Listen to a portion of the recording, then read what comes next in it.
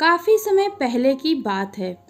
एक बार इंद्रदेव आकाश मार्ग से होते हुए स्वर्ग की ओर प्रस्थान कर रहे थे। तभी अचानक उनकी नज़र पृथ्वी लोक की ओर पड़ी। उन्होंने देखा कि जंगल बहुत बड़ा और अति सुंदर है। इतना सुंदर वन देखकर इंद्रदेव को उस वन में जाने की इच्छा हुई। जब वह उस वन में विचरण कर रहे थे, तब उन्होंने वहां खड़े 3 पर्वत देखे।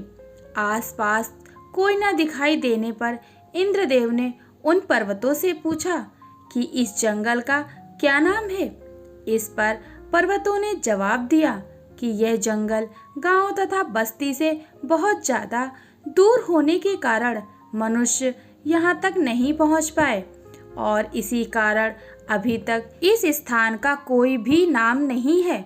यह सब सुनकर इंद्रदेव ने पर्वतों से कहा, आप तीनों ही इस जंगल की शान हो, इसलिए मैं आप तीनों में से किसी एक के नाम पर ही इस स्थान का नामकरण करूंगा।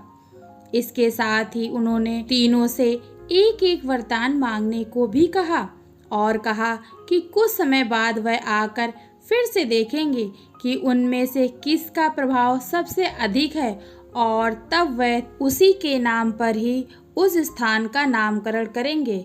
इंद्रदेव की बात सुनकर पहले पर्वत ने कहा कि हे इंद्रदेव, यदि आप मुझे वरदान देना चाहते हैं तो आप मुझे हरियाली से भर दीजिए और सभी तरह के पेड़ पौधे आप मेरी सीमा में लगा दीजिए। इंद्रदेव ने तत्काल ही उसकी इच्छा अनुसार उसे हरा भरा कर दिया। इसके बाद दूसरे पर्वत की बारी आई। दूसरे ने कहा कि हे इंद्रदेव, मुझे आप इतना विशाल बना दीजिए कि मैं सभी दिशाओं से दिखूं। इंद्रदेव ने तुरंत ही उसे बहुत विशाल काय बना दिया। इसके बाद तीसरे पर्वत की बारी आई। तीसरे पर्वत ने बहुत ही सरलता से कहा कि हे प्रभु, यदि आप मुझे वरदान देना ही चाहते हैं तो मुझे नष्ट कर दीजिए। इंद्रदेव ने वैसा ही किया। उन्होंने उस पर्वत को पूरी तरह से नष्ट कर दिया। अब वह पर्वत पूरी तरह से नष्ट होकर खत्म हो चुका था। तीनों को वरदान देकर इंद्रदेव स्वर्ग लोक चले गए। कुछ सालों बाद इंद्रदेव वापस उस जगह पर आए जैसा कि उन्होंने कहा था। उन्होंने देखा कि पहले पहाड़ पर हरियाली के कारण वह ढेरों पशु पक्षियों का घर बन चुका है। उसके बाद उन्होंने अपनी नज़र दूसरी पहाड़ की तरफ डाली जो दूर से ही दिखाई दे रहा था, किंतु जब पास जाकर देखा तो वह पूरी तरह से सूखा पड़ा था। ना ही वहाँ पर कोई जीव जंतु था, ना ही कोई पेड़ पौधे। इसी के साथ जब उन्होंने नष्ट हो चुके तीसरे पहाड़ के स्थान को देखा तो वह हैरान रह गए।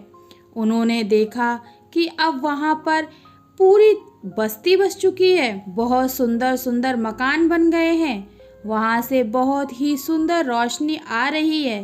अगर रात को वह दृश्य देखा जाए तो ऐसा लगे मानो हजारों दीप एक साथ जल रहे हों। वहाँ पर रह रहे सभी लोग बहुत सुखी हैं और वहाँ रह रहे पशु पक्षी भी बहुत ही प्रसन्नतापूर्वक दिखाई दे रहे थे। हर तरफ उल्लास है, सभी के जीवन में आनंद है। ऐसा दृश्य लग रहा था जैसे धरती पर स्वर्ग उतर आया हो। अचानक इंद्रदेव उस पर्वत के बारे में सोचने लगे जो कब का नष्ट हो चुका था, किंतु उसने अपने जीवन को गंवाकर कितने लोगों को नई जिंदगी, रहने का ठिकाना और उनके जीवन में ढेरों खुशियां दी थी। इंद्रदेव ने अपने कहे अनुसार तीसरे पर्वत के नाम पर ही उस स्थान का नाम रखा। वह पर्वत अब कहीं नहीं था, किंतु न होकर भी वह सभी के जीवन में उतर चुका था, सभी की यादों में बस चुका था। अपने अस्तित्व को दूसरों के लिए मिटा देने वाले ही संसार में पूजे जाते हैं। उन्हीं का नाम पूरी दुनिया में हमेशा याद रखा जाता है। यही संसार में नाम कमाने, महान बनने का एकमात्र मार्ग है। यह त्याग ही है जो किसी भी व्यक्ति को लोगों के दिल में अमर कर देता है। यदि आप इस कहानी के अंतिम पड़ाव पर हैं और आपको ये कहानी अच्छी लगी है तो लाइक, शेयर और सब्सक्राइब करें। धन्यवाद।